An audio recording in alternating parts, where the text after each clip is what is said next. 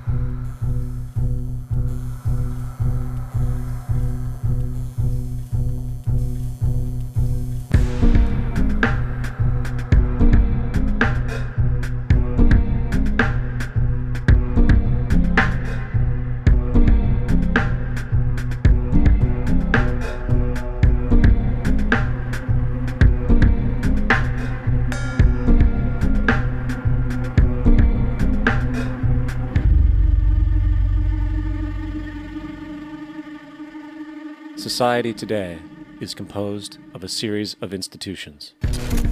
From political institutions, legal institutions, religious institutions, to institutions of social class, familial values, and occupational specialization, it is obvious the profound influence these traditionalized structures have in shaping our understandings and perspectives.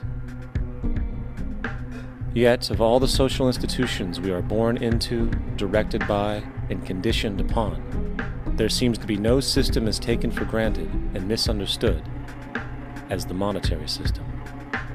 Taking on nearly religious proportions, the established monetary institution exists as one of the most unquestioned forms of faith there is. How money is created, the policies by which it is governed, and how it truly affects society are unregistered interests of the great majority of the population.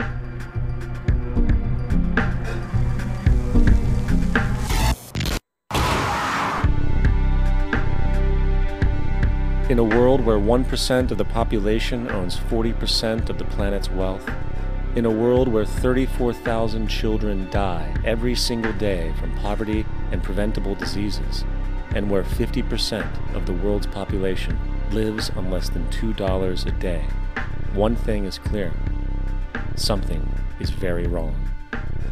And whether we are aware of it or not, the lifeblood of all of our established institutions, and thus society itself, is money. Therefore, understanding this institution of monetary policy is critical to understanding why our lives are the way they are. Unfortunately, economics is often viewed with confusion and boredom. Endless streams of financial jargon coupled with intimidating mathematics quickly deters people from attempts at understanding it. However, the fact is, the complexity associated with the financial system is a mere mask, designed to conceal one of the most socially paralyzing structures humanity has ever endured.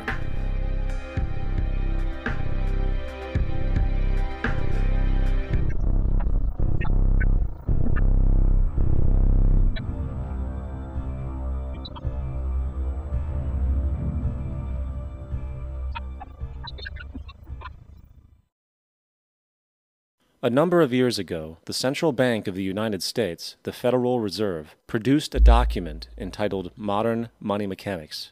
This publication detailed the institutionalized practice of money creation as utilized by the Federal Reserve and the web of global commercial banks it supports. On the opening page, the document states its objective. The purpose of this booklet is to describe the basic process of money creation in a fractional reserve banking system. It then proceeds to describe this fractional reserve process through various banking terminology, a translation of which goes something like this. The United States government decides it needs some money, so it calls up the Federal Reserve and requests, say, $10 billion. The Fed replies, saying, sure, we'll buy $10 billion in government bonds from you.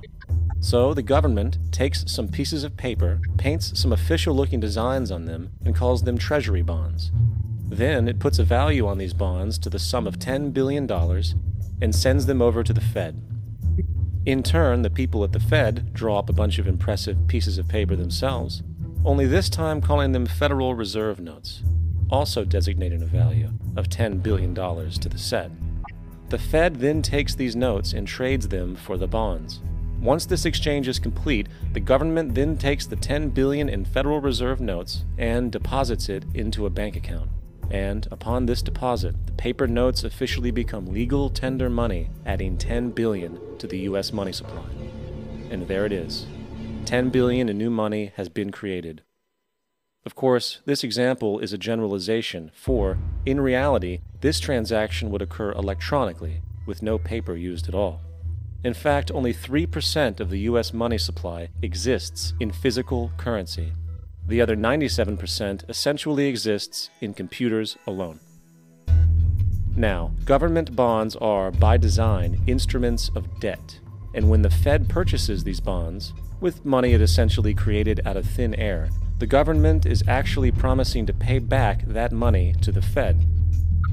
In other words, the money was created out of debt. This mind-numbing paradox of how money or value can be created out of debt or a liability will become more clear as we further this exercise. So, the exchange has been made and now $10 billion sits in a commercial bank account. Here's where it gets really interesting. For as based on the fractional reserve practice, that $10 billion deposit instantly becomes part of the bank's reserves, just as all deposits do. And regarding reserve requirements, as stated in Modern Money Mechanics, a bank must maintain legally required reserves equal to a prescribed percentage of its deposits. It then quantifies this by stating, under current regulations, the reserve requirement against most transaction accounts is 10%.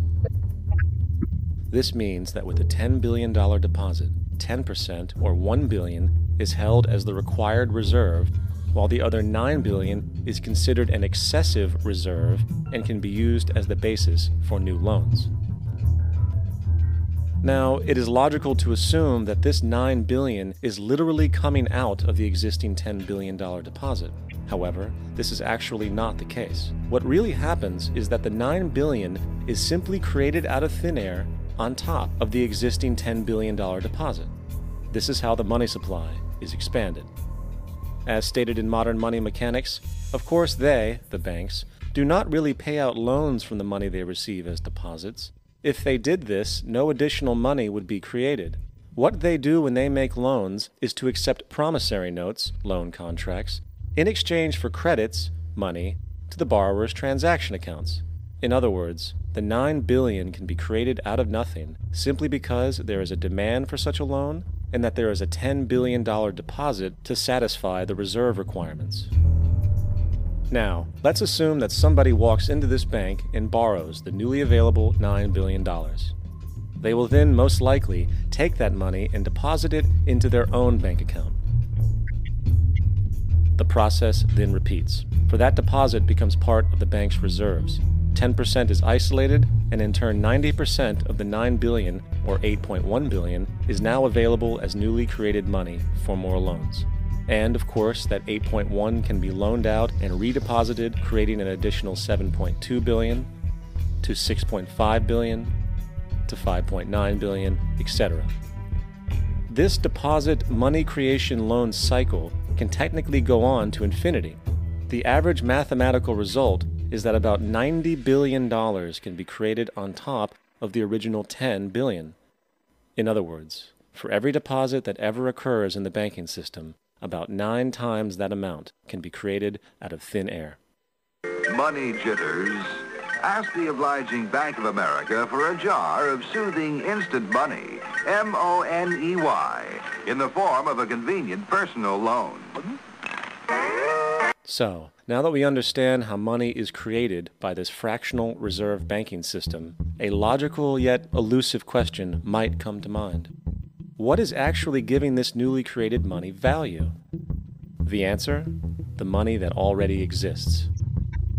The new money essentially steals value from the existing money supply. For the total pool of money is being increased irrespective to demand for goods and services.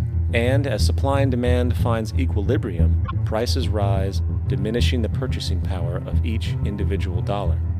This is generally referred to as inflation, and inflation is essentially a hidden tax on the public.